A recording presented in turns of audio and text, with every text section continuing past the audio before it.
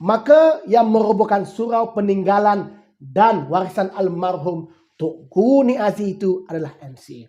Mungkin kerana PAS itu sendiri saya penyokong MCA, maka walaupun dan pimpinan PAS berdiam diri kerana hari ini PAS takut dan sayang kepada MCA. Kenapa di negeri Kelantan ada parti yang mendakwa hendak melaksanakan syariah Islam memulakan satu-satu projek dengan merobohkan surau?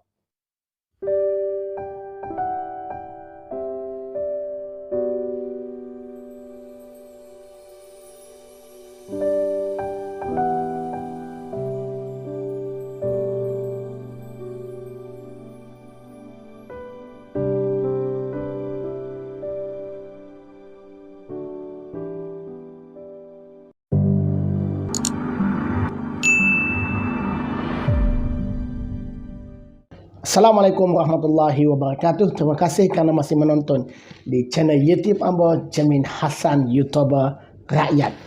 Jangan lupa tekan butang subscribe untuk mendapat video-video terbaru daripada Amba. Adakah walaupun ingat ketika kabar angin kononnya tabung haji akan diletakkan di bawah ben negara? Apa kata walaupun ketika itu? Para walaupun mengamuk dan berkata, sekiranya tabung haji diletakkan di bawah ben negara Malaysia, maka tabung haji itu seolah-olah dikuasai DAP kerana Lee Guang Eng adalah Menteri Kewangan dan ben negara Malaysia di bawah Kementerian Keuangan. Begitu sempit, simplistik dan tidak cerditnya walaupun dan pimpinan PAS ketika itu. Hari ini, jika sifir itu masih digunakan, maka walaupun mungkin akan mengamuk bila mana surau lapangan terbang Sultan Ismail Petra peninggalan almarhum Tok Guru Niazi itu dirobohkan oleh MCA. Kenapa MCA? Ini kerana projek pembesaran lapangan terbang itu di bawah Kementerian Pengangkutan Malaysia, di mana Presiden Parti Persatuan Cina Malaysia atau MCA Datuk Seri Wee Ka Siong merupakan Menteri Pengangkutan Malaysia. Kalau ikut sifir walaupun sebelum ini, maka projek itu di bawah Parti Persatuan Cina Malaysia, maka yang merobohkan surau peninggalan dan warisan almarhum Tok Guru Niazi itu adalah MCA. Mungkin kerana PAS itu sendiri saya penyokong MCA, maka walaupun dan pimpinan PAS berdiam diri kerana hari ini PAS takut dan sayang kepada MCA.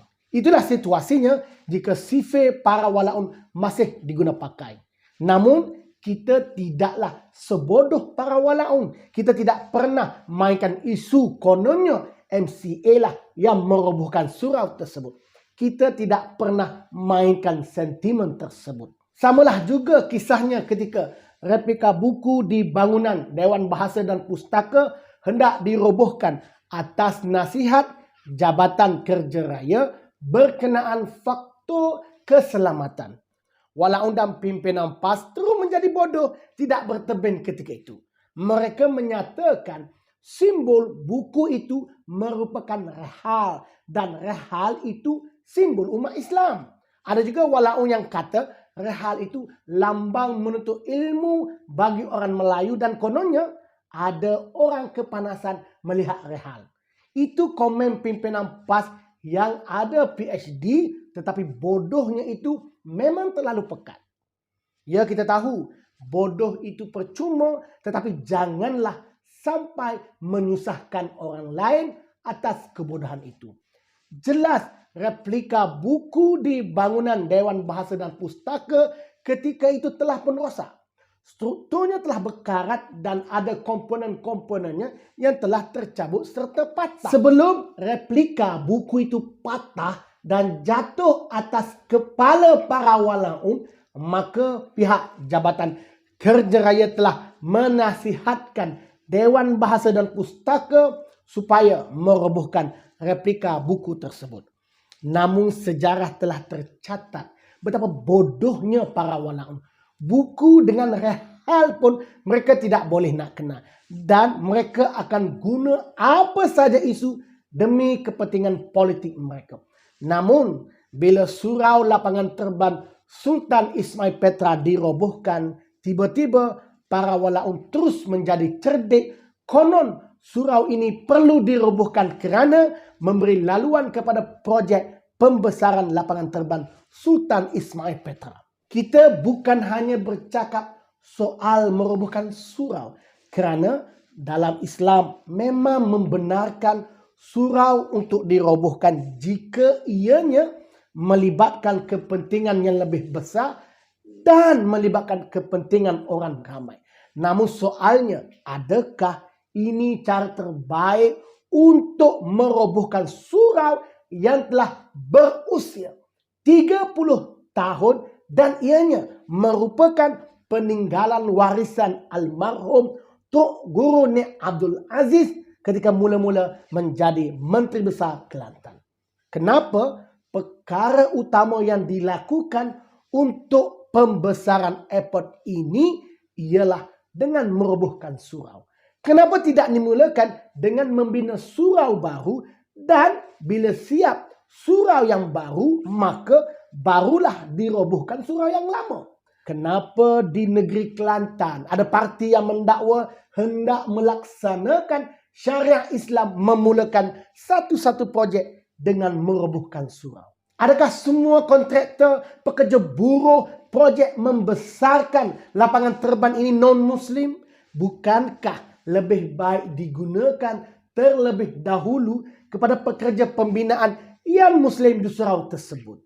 Jika ditanya ambo, apakah cadangan berkenaan projek pembesaran lapangan terbang Sultan Ismail ini berkenaan surau tersebut? Ambo berpandangan adalah lebih baik dikekalkan surau ini. Namun jika surau ini memang menghalang projek pembesaran lapangan terbang, maka adalah lebih baik membina surau baru terlebih dahulu. Guna semaksimum mungkin bahan binaan asal agar segala wakaf dan sumbangan para penderma berterusan mendapat pahala walaupun di tapak surau yang baru, insya-Allah. Ianya juga sebagai penghormatan kepada almarhum Tok Guru Nik Abdul Aziz dan kepada semua penderma atas segala jasa baik mereka yang sudi menderma sehingga siap dan berjasa kepada para pengunjung lapangan terbang Sultan Ismail Petra yang singgah sembahyang di situ. Tujuan hamba membuat video ini mungkin dengan tajuk yang agak kasar bukanlah bertujuan untuk membalas dendam atas segala kebodohan para walaun sebelum ini. Namun ianya sebagai pengajaran kepada semua agar tidak lagi tertipu kepada pimpinan PAS dan para walaun yang sebelum ini begitu berapi-api melawan tanpa hujah. Namun ianya bukan kerana Islam, tetapi hanyalah untuk kepentingan politik dan jawatan semata-mata. Dan kepada para walaun yang membuat alasan surau ini dirobohkan kerana sudah tidak lagi digunakan, cukup dan berhentilah projek membodohkan rakyat. Jika surau itu dirobohkan kerana tidak digunakan dan terbiak, maka mungkin 30% surau di Kelantan atau di Malaysia perlu dirobohkan jika itulah alasannya.